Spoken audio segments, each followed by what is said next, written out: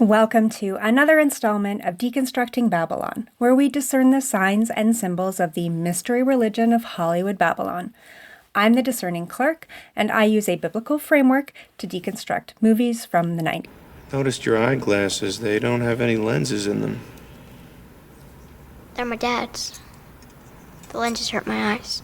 Why do I do this? Why do I deconstruct my favorite movies from the 90s through a biblical framework? It seems a futile exercise to some, even to me sometimes, but I was reminded recently that Satan deceives the whole world, not just in the ancient past and not only in the distant future, but is right now deceiving the whole world. It has been his chief aim since the beginning. He is called the father of lies, thereby making his children all liars. And Hollywood was created for this very reason, to use hypocrites, play actors, to broadcast a very comfortable and easily believable lie. I understand that no one wants to be made to feel like a fool because you've believed lies or have even defended the lies. I've been there. When the spirit of truth invaded my heart and mind, I was angry at myself for doing just that, believing the lies. But praise be to Yah, He reveals His truth in His word, and He transforms me by the renewing of my mind. And He will transform you too, if you want. Now, please don't misunderstand me. By no means am I saying that I'm right about everything. I'm still learning. I'm still being renewed, still being sanctified until His return. And I really appreciate your grace as I work it out with fear and trembling. Alrighty. Hopefully we can lighten the mood a bit with a classic 90s comedy. City Slickers was a family favorite in my house growing up. I would often recite Billy Crystal's birthday monologue at family gatherings and dinner parties, entertaining adults with my abilities, which was a big thing in the 90s. Wait, let me show you how I pop my shoulder. Oh, Dan, come on. Anyway, the Video Movie Guide gives City Slickers 4 out of 5 stars. 3 buddies experiencing individual midlife crises decide that going on a cattle drive will be just the thing to cure their collective depression. The result is a comedy guaranteed to cheer anyone up, with great one-liners and hilarious physical comedy.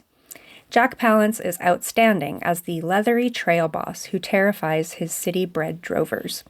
Rated PG-13. I've only ever watched this movie about midlife crises as a child, so I'm interested to see how much more poignant it might be now that I'm watching it in midlife. Okay.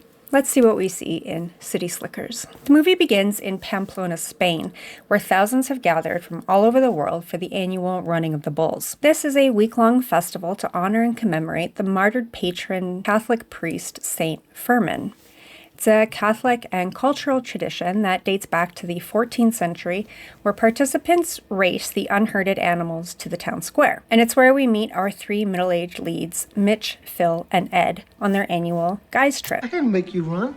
No, it was a 2,000-pound rampaging animal spraying bull snot all over Spain. That's what made me run. You made me stand in front of it. Mitch is injured on this trip, and he brings into question why the friends should do increasingly dangerous activities. They're not getting any younger. Desperate attempt to cling to your youth? Yeah, that. Cut to 1 year later, and a view of the Manhattan skyline.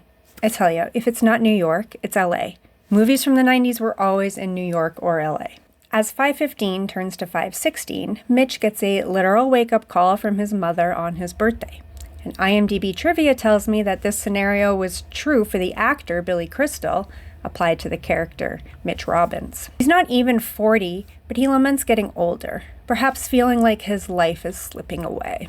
You've met my husband, Mr. Death. I wonder if they still have these commuter car gondolas. They're so cool. At work, things aren't much better for Mitch. He's just floundering aimlessly in every area. What's going on with you?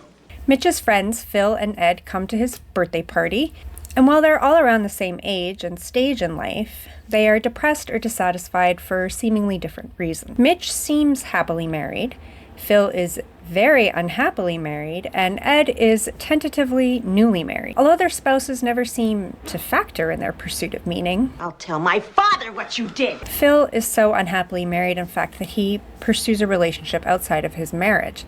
Had an affair with a young cashier from the store he manages, and now she's pregnant. I hate you more! If hate were people, I'd beat China! Why did I think this part was so funny? Why did my parents? Go away with Ed. Take Phil. The trio of friends escape their depressed lives for the annual guys trip. This time it's a cattle drive in New Mexico for a fortnight. And now the movie really starts, at the cattle drive for city folk.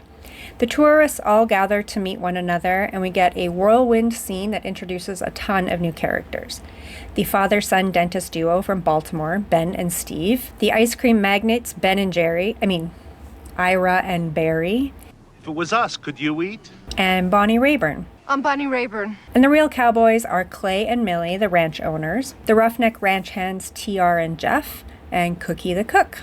Now we've met everyone, the city folk begin their cowboy lessons. This isn't exactly 90s behavior, gotta be honest with you. That's funny because we know the 90s are famous for their misogyny. Don't let it happen again. Curly, the trail boss, the real cowboy, is weathered and wise. He strikes a reverent fear among the employees and guests. He's untamed, a Mustang. We're trained ponies. We learn that the cashier Phil had an affair with isn't pregnant after all. And perhaps he was planning to be with this girl as she had his baby since his unhappy marriage is over. Out there are all the answers. No, Ed. Out there are cows. So out they head to drive 200 head of cattle from New Mexico to Colorado. Bonnie, the only woman on the drive, becomes the object of desire for nearly every man with her. Because we can't really have a 90s movie without misogyny. You wouldn't like to screw her brains out? Lovely image. It ranks right up there with my other favorite of yours, Bang the Shit Out of Her. I mean, Mitch does give the impression that he's attracted to her, but he's never unfaithful to his wife. Ed, the serial dater and anti-monogamist, never even considers his new bride back in New York. And Phil. Poor Phil. I don't want to screw around then, Kim. So don't. Is this really the content of their crises? It's marital issues? Dissatisfaction in the bedroom? After a stampede ruins the camp, Curly removes Mitch from the rest and the two stay behind to gather strays. Mitch remains hesitant of Curly but has no choice but to trust him. It's just my way. I don't understand that way. The two men seem very different, and maybe they're trying to point to a duality of sorts. Mitch from the north wearing blue, Curly from the south wearing red. Do you know what the secret of life is? One thing. Just one thing. Spoiler alert, the secret of life isn't a thing. It's a he. And he's not a secret.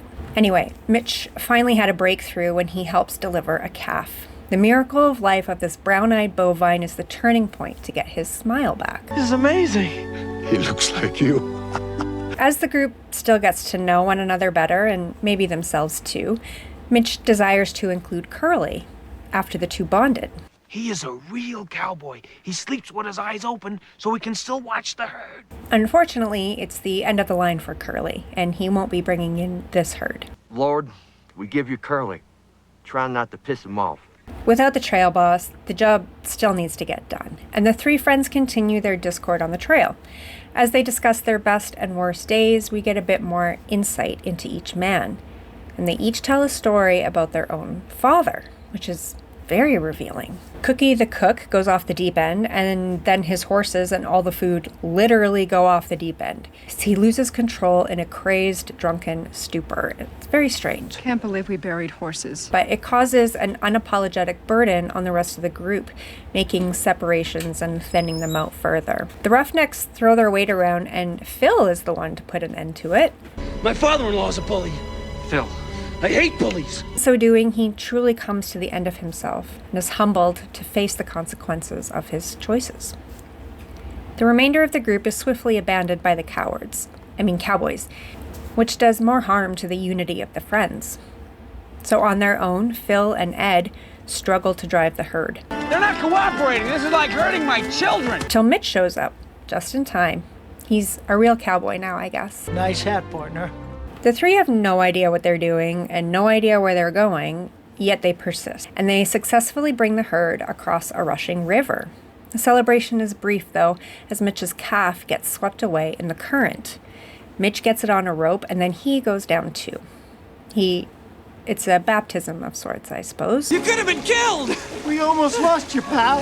They finally get to the promised land and bring in the herd to the shock and delight of the group that went before them. And these men have formed an attachment that isn't unnatural, but rather disappointing to them when they learn the herd they sacrificed much for is headed for the slaughterhouse. These cows trusted us.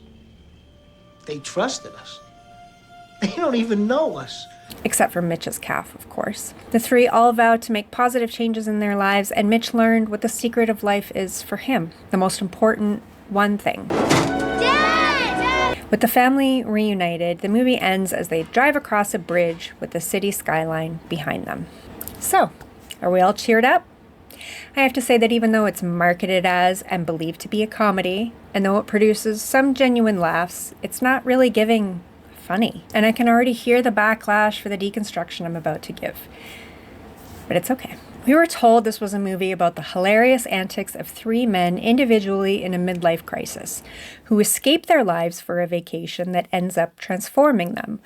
But I would suggest that the crises these men face have nothing to do with their stage of life and everything to do with their relationship to their father. It actually surprised me how many times these adults brought up their dad, but they didn't seem to take it a step further to see how each of them is a father. Except for Mitch briefly, I suppose. But that's not even what I discern this movie is really about. And you're probably not going to agree. This seemed to me an Exodus story, in part. And while I don't want to stretch too much with the meaning, I know Hollywood doesn't use the same restraint. So I'll just let the freak flag fly for a minute. Curly is a Moses type, who is already a pointer to Messiah.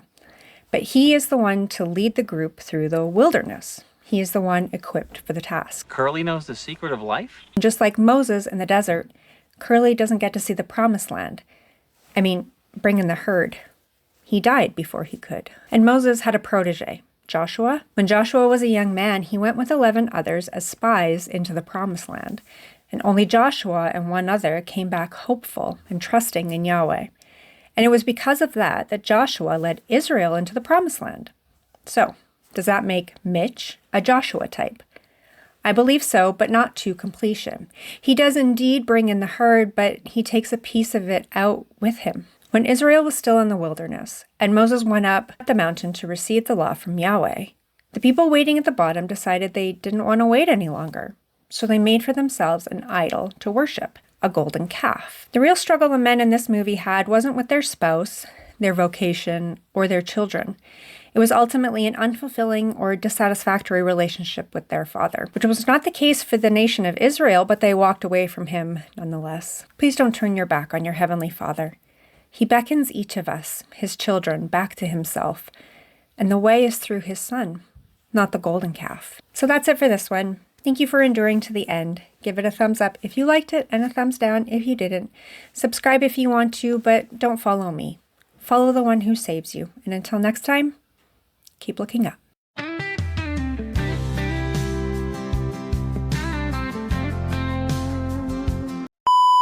Shut up. Just shut up. He doesn't get it. He'll never get it. It's been 4 hours. The cows can tape something by now. Forget about it, please.